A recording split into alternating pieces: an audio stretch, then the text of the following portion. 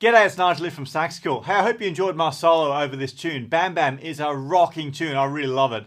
So what I'd like to do now is have a look at what I'm actually playing on that solo. So I've gone ahead and transcribed the solo that I just played so we can have a look at the little tricky parts that are going on in there and also understand what's going on with the harmony. Let's dig in.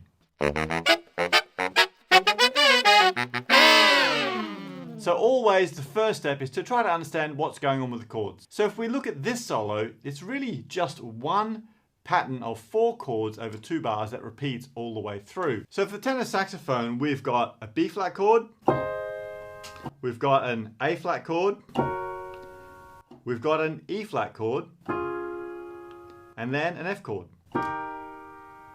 So I like to call these notes the anchor notes because really they are the foundation notes that anchor in your solos when you're improvising. Oh, and just in case you're unfamiliar with this whole idea of anchor notes, what we're talking about is the 1st, the 3rd, and the 5th degrees of the scale. So if we count up from the first note of the B flat chord, B flat being 1, C is 2, D is 3, E flat is 4, and then F is 5.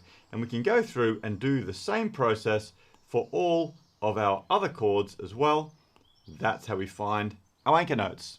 So it's always good to understand what they are. Let's have a listen to how they sound on the tenor sax.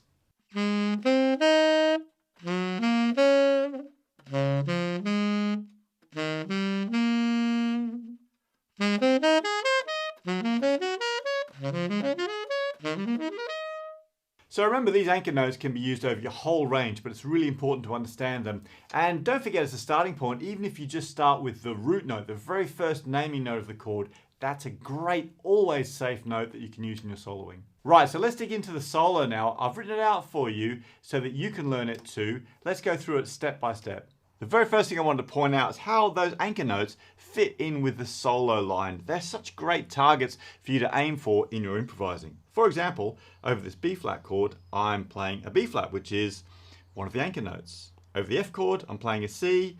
You can see here I've resolved my melody line to that B flat, which is an anchor note again. It happens all the way through this solo. And it's such a great device for you to think about using when you're making up your solos too, because anchor notes are always solid notes in your solos. Okay, let's look at what else is happening here. So just in the first couple of bars, there are some interesting things going on.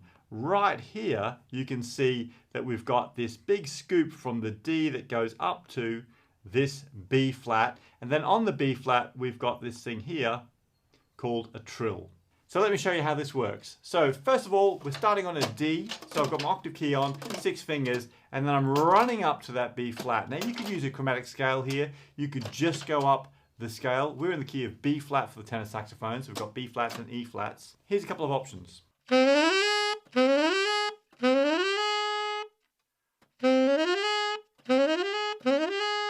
So that's a chromatic scale or just using the diatonic scale. Which sounds better to you? And then when we get to that B flat, we've got a trill. Now the trill here is going to be from B flat to C, and it's very difficult to do that on the front.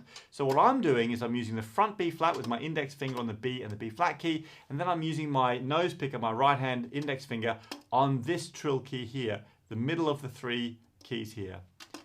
That's a really easy way to do the trill, and it sounds like this.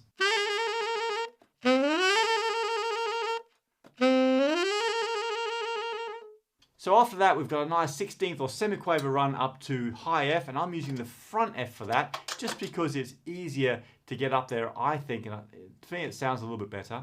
So I'm just going to play that first line to show you what that sounds like.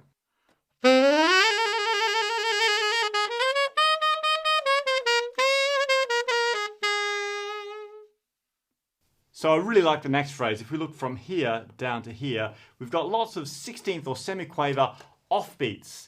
And that really helps to get that sort of Latin sound in the solo as well. It's really important here that you think about that subdivision of da da da da da da da da da da da 16th, 1E and a 2E and a 3E and a all the way through so that you can get those notes right on the correct 16th.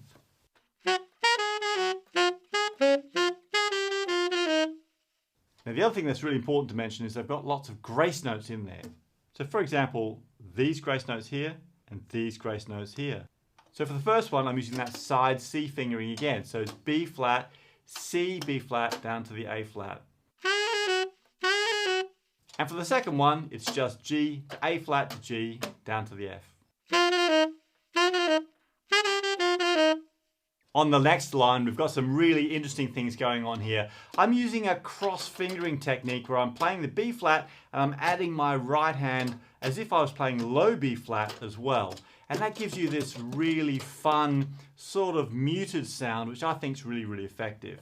In the music, I've written it by showing the notes where I'm doing this technique, where I've written down the low B flat as well.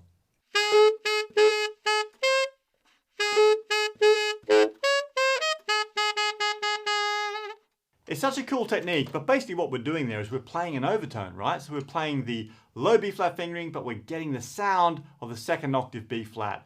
If you want to find out more about overtones, there's lessons inside the locker, also inside Sax School. Now just to finish off the solo, I go from the octave B flat up to the altissimo B flat, just to finish off the solo where the vocals come back in.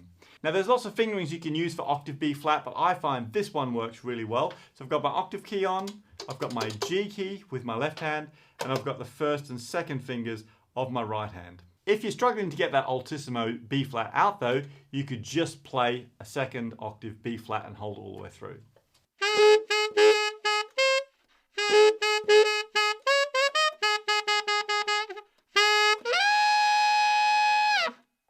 So that's that solo. Now have some fun with this, and don't forget, work through it slowly at your own pace. Really try and get the rhythm right, get all those articulations right. And if you've got another solo like this that you'd like me to have a go at, let me know in the comments down below.